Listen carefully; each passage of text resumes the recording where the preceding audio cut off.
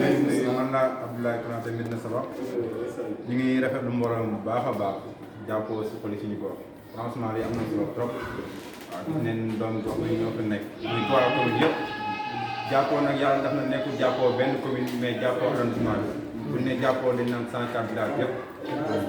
te 104 villages nag buñ koy wax am na lu bëri loo xamante ni comme dëgg yàlla manqué nañ te développement mën na ko wax buñ koy wax feebar faju moo tax lëndëm leer comme ni koy gars yi di waxee mar naan tamit am ndox mu baax taw wàllu santé bi sooxe na trop si goxi Sabakh instant yi ñu bëri ci zone yi ñu dëkkee pour ñu jot poste de santé rek wala case de santé rek day doon problème si ñoom dañuy gis ñi seen njaboot dañuy mag si seet danañu teg ñuy nangi ñoom balaa ñuy àbbee maternité wala balaa ñuy àggee hôpital sax lu nekk mën nañ jot ci diggante bi te loolu ñun ñi ñoo si war a mën a bay suñu waar yombul na yomb mais buñ sawab loolu yàlla mën nañu si jàppale te gëm nañ lu war a mën a nekk la village mel ni Sangap looyu yeneen village yooyu yëpp instant yi war nañ mën a am courant te courant bi tey problème bi ñu toll di wax naan yokk nañ courant bi nii naa te ñu jaarale ko biir gàmm te jàppoo organisé woon marché bu am solo di ko kaas pour village yu mag yi nga xam ne ñu ngi si arrondissement bi te war a am courant ñu am courant ba léegi loolu sotteegut war nañ def ay démarches fii si Dakar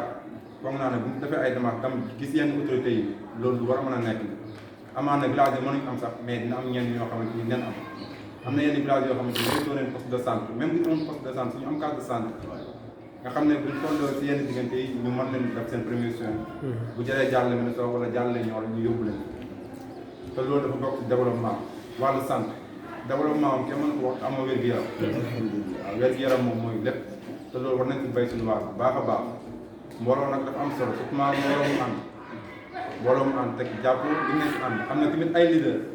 man mii di wax ak yow am naa leader am naa ku mu àndal mais lépp lu may wax dama la ñuy wax ñoom ñëpp ñu ànd doon benn Arouna Diallo mii am na leader chaque jour ma koy damay xool leader damay déggante ak moom lu ma la ñuy wax ñoom ñëpp mooy ñu ànd bu nekkee gox bi mooy ñoom bu ñu ànd tamit fu ñu mujj dañ naan nii dañ ma war wala déception te boobaa ñu ñëw teg suñu bopp parce que ñun suñu biir war nañ mën a ànd war nañ mën a organiser jàppoo tamit am na ay kilifa yu fi nekk war neen koo ñun ñëpp ñu tàj leen di wax bu nekkee gox bi mooy ñor bu nekkee gox bi mooy ñor foog ñu ànd doon benn say mais bu nekkee kii day xàcc fii kii di xàcc fee des fois kii sànni moromam xeer kii sànni moromam xeer loolu yóbbu ñu fenn te man mosuma taxaw sànni benn leader xeer lu may ñu oo mooy ñu ànd Modou Bamba Thiam envoyé naa ko message Aliou Cissé Khadim Thiam Arouna Diallo toujours li may ñu wax mooy ñu ànd parce que développement bu ñu koy wax ànd moo tax bu ñu ànd nag dañu sonn suñu bopp la mais duñ sóob foog ñu ànd bëgg-bëgg yi doon benn lépp luñ ñu waxtaanee buñ ko waxtaanee mbooloo mooy loolu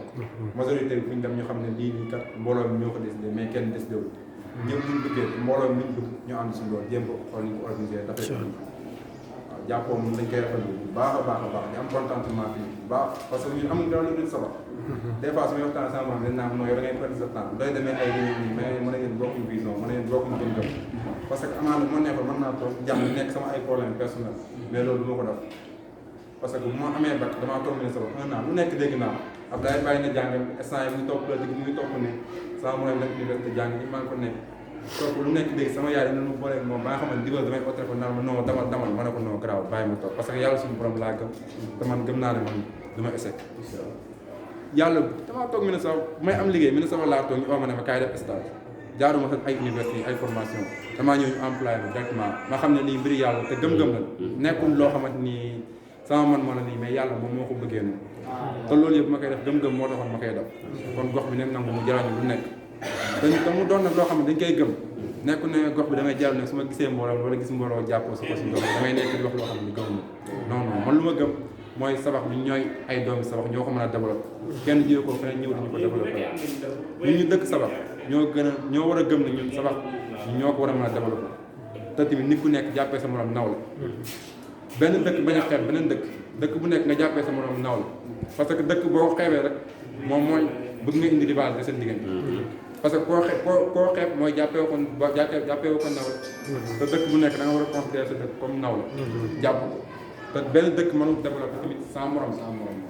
Médina Sabakh mënul dem sans Sangap mënul dem sans Mbap mënul dem sans Ndiayène mënul dem sans Kër Samb mënul dem